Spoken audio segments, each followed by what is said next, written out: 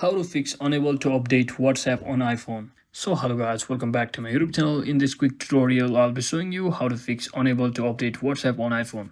So if you're also facing such issue where you are simply unable to update or your update is being stopped, so in that case what you might want to do is first just head over to your settings and make sure you have strong Wi-Fi connection. So once you decide here, simply scroll all the way down and click on this app section over here and just locate the app store section. As you can see over here, just select it and now simply scroll down and make sure you have enabled this option called app downloads, app updates as well.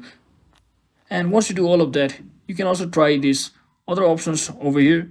There is automatic download. So once you do all of that, just come back to your app store and simply try reinstalling the application which is not being updated, or also try re-updating the application from over here as well, and that should fix your issue just like that. So that is it for today guys. I hope this video was helpful. If it was, don't forget to like and subscribe.